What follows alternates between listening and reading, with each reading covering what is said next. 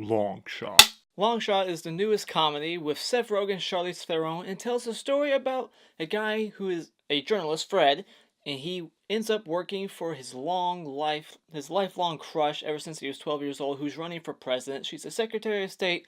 Her name is Charlotte, and he has to basically be her speechwriter, and as he's working for her, they fall in love.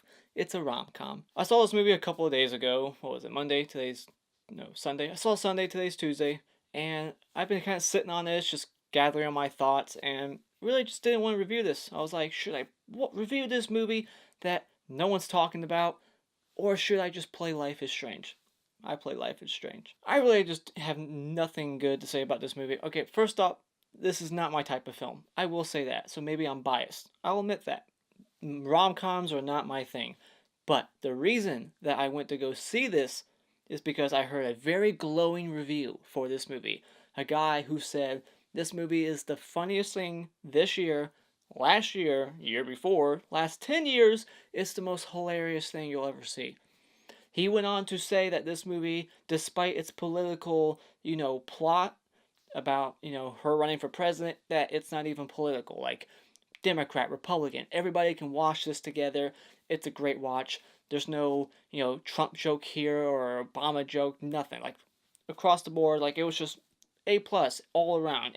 Everybody can go enjoy this. Fucking lie. Obviously, this guy doesn't watch any of the news networks to understand which one specifically they were making fun of, but I knew all the little subliminal messages, the little hits against certain people, certain groups.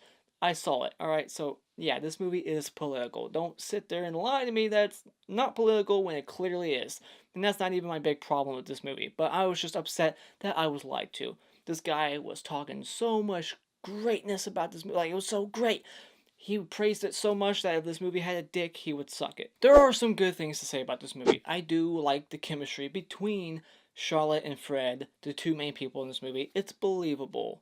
Is it believable that they could fall in love and actually be together? No. She's a freaking model and he's a schlubby, bearded, not well kempt, like, just looks disgusting. And them getting together, I don't buy it. But that's typical for rom-coms. It's like Beauty and the Beast getting together, and we've seen it a million times. And that's, yeah. But we're not in the negatives. This is the positives. I think Charlize Theron is the best performance in this movie. I'm not a fan of Seth Rogen. He's a hit or miss type of guy. For me, it's always a miss. I don't like him. I don't like his voice. I don't like the way he laughs. It's annoying. But then again, I'm just very easily irritable. I like that politics isn't even the main focus point of this movie. That's what I was worried about going in. But yeah, there are like political jokes and like slams against like Republicans and political, famous people in this movie. It's not like said out loud like the names, and it's like, like they'll change the name of this organization and this person's name, but you know who they're talking about. But yeah, the movie's not really too political. It's not the focus point. It's kind of like in the background. The focus of this movie is just the relationship between Charlize Theron and Seth Rogen. And I like that Fred's character just stands up for what he believes. He quits his job because they get bought by this, Republican, right-leaning news organization. I guess Breitbart. That's basically what it is. You get Breitbart buying his thing, The Advocate, whatever. But yeah, I like that his character stands up for what he believes. I like that Fred at least admits his political bias towards the end. He has this GOP friend who's played by 50 Cent's son. I forget his name, but we'll call him Jackson. He is a Christian Republican, so he's like that. The the stereotype for Republicans is they're Christians and I guess atheists, liberals. I don't know. There's stereotypes on all sides, but he's that stereotype Republican. Seth Rogen plays the cliche like atheist liberal, and he finds out his friend's a Republican, and then he like starts to hate him, but then he realizes that, we've been friends so long. I guess there's nothing wrong with you. I guess I can accept the fact that you're a Republican. I like that he at least admits his own bias, and yeah, I thought that could have been the message for this movie was that he realizes that he can be friends with Republicans and therefore there could be unity, but that's not the message behind this film. Which leads me to one of my negatives. Let's go over those. Unity. That could have been the message for this movie. This movie doesn't really have a clear message. Like, it's just a rom-com. It's very cookie-cutter, paint-by-numbers rom-com. Oh my gosh, they're not right for each other, but they love each other anyways. They fall in love so quick, and then they get this they get the argument and they break apart and then they get back together and then sunset, roll credits, it's over. You know what's going to happen in this movie before it starts. But the message could have been unity. This movie could have provided some sort of message and did something good. I'm not sure what the message behind this movie is. It could be save the earth, because Charlize Theron's main political platform is let's save the earth, the seas, bees, and trees. Or it could be don't compromise. Seth Rogen, he's never like compromising. Every time she's about to compromise, which is what political people do, you have to in politics, you have to reach across the aisle. And whenever she's about to do that, and he's like, fuck you, don't do it. So is that the message? Don't ever compromise? Or is it all men jack off? Is that the message? That was another point in this movie. All men jack off. Another negative I have for this movie is that it's just too long. This movie's over 2 hours long. It's a fucking rom-com. I was hoping this movie would be more calm than rom, but it was a lot more rom than calm. Like 15 minutes could have been shaved off. The beginning of this movie, there's lots of things there that could have been taken out or shortened. This movie's just not even funny either. I maybe snickered, like that, a couple times. But other than that, the 7 or 8 people that were at the theater with me, they were quiet. And like I said, this movie is just predictable. The story direction, where it's gonna go, the character arcs, how they're going to change. There was one little thing that surprised me, but that's it. It's just very cliche. It's just a cliche, standard rom-com. You even got that one cliche scene where a person will be given a speech, and then that's when they have like that change of heart moment and they start to like, extemporize and go off prompter. There's like, you know what, fuck this, mic drop, I'm out of here. I'm gonna go after the one I love. Screw this place. It's happened in quite a few movies. You've seen it before, right? Am I making this up? I don't think so. It's been in quite a few movies. They're on stage, they got that crowd, they're doing something, they realize it's wrong, they shouldn't be there, and they just leave, and everyone in the crowd gasps like, what's going on? Fred and Charlotte would never be a thing in real life. Like I said, there's no way, and it's so quick too. Like, she sees him in this party, and it's like it establishes that they haven't seen each other in 25 years since he was like 12, and she automatically recognizes him in the crowd. Get the fuck out of here. And then she's like, oh, I'm gonna hire you. And then when he writes her first speech, it's like automatically just so much romance in between, like between them. And it's like she's giving him like the fuck me eyes. It's just so quick. They're just automatically in love. I mean, I buy him. Men are horny. They're always in love. But her, she's just like automatically like, I want you. I don't like Seth Rogen's acting. I thought he was okay, but just he always in every movie gets to that point where he's like rambling and saying things very fast and his voice gets all gargly. I hate it. Charlotte is a character. She's a woman who likes to be choked while being fucked. I thought that was odd. I don't like that. I think women like that should be put on a list. That way men could be warned. Because the last thing a man wants to do is explain to the police why his fingerprints are all over her throat and why she's passed out or possibly dead. This movie is just very unbelievable too. Is this a different like parallel universe where people can jump 30 feet out of a window on like the second or third floor of an apartment complex and then smash into a car like fucking chest level up? His whole upper half just smacks the car, bounces off, hits the pavement, and then he immediately like gets up, has like a slight limp, and then the next scene he walks perfectly fine, and then he has like a little scratch on his eyebrow. Really, that's all the damage? Wow. And then even later on, he falls down this giant flight of stairs, smashes his head up against the floor, and then he just gets back up and there's not a bruise on his face later on. So it's like, Seth Rogen's indestructible. The characters in this movie don't even act like politicians. Like, they don't feel like believable politicians. They're not well spoken. They just cuss all the time. It feels like they thought the F word was funny, so they just threw it in all the time. Like, Charlize Theron's like secretary or her assistant just kept dropping F-bombs. It's like, it's not funny. How did they not ever get recognized in public? Charlize Theron is the Secretary of State, and she's just out everywhere.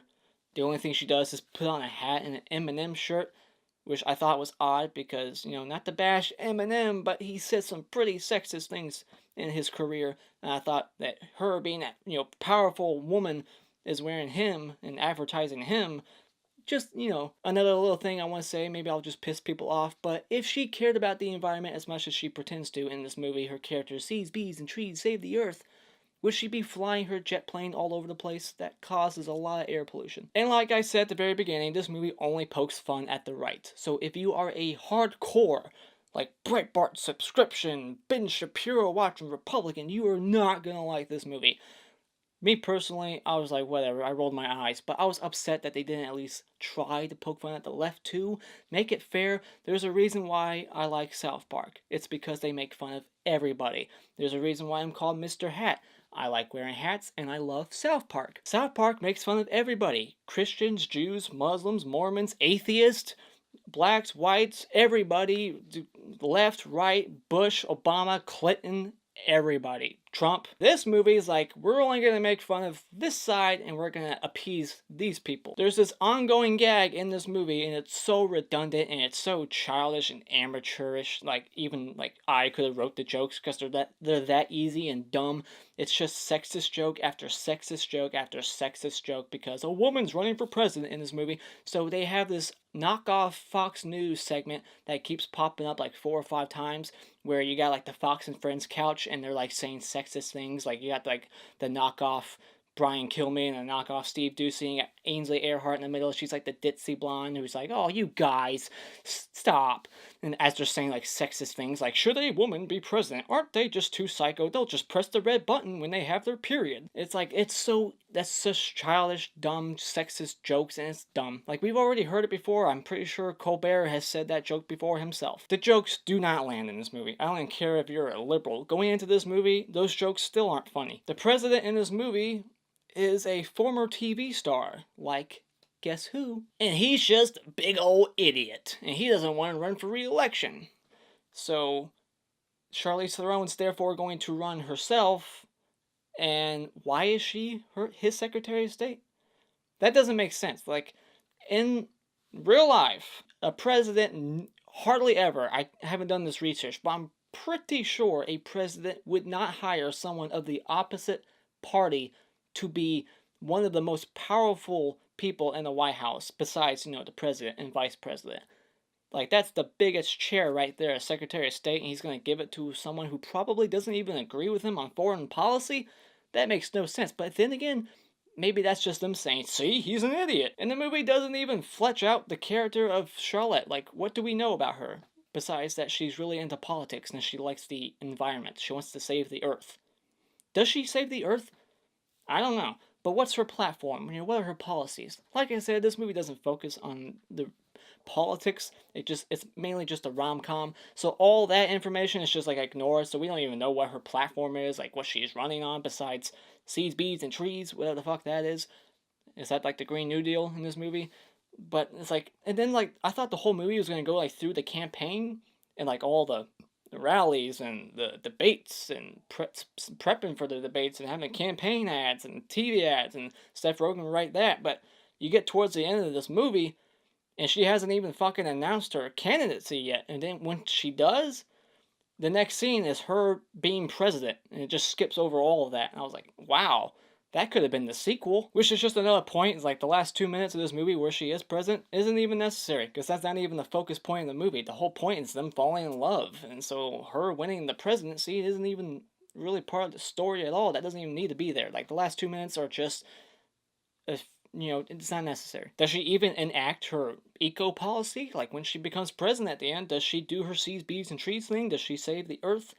I don't know. A lot of information that could have been there, but I guess this movie didn't focus on it. It was just like, let's just make a love story. Cliche. I do have to wonder if the Russians helped her win at the end. Maybe they did. The jokes in this movie aren't even political jokes, really.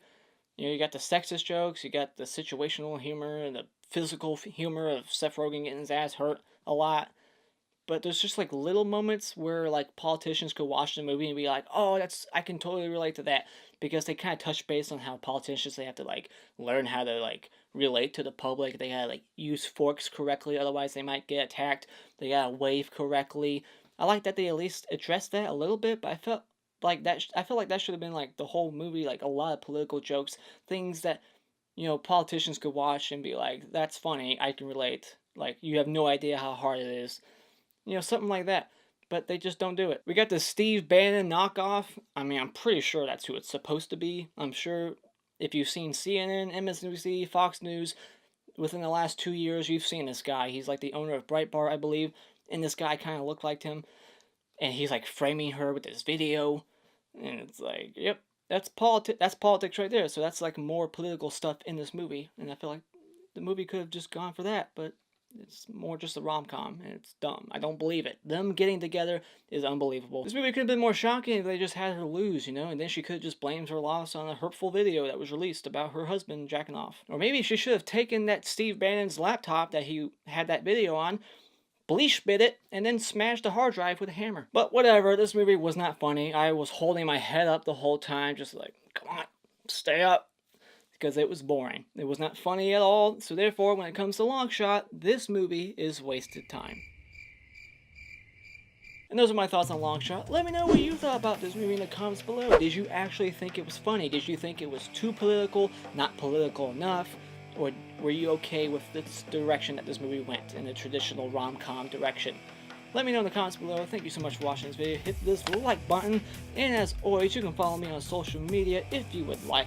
And always remember that you can see more awesome content by clicking on my cartoon face in about 5 seconds to subscribe. And until next time, Auf Wiedersehen.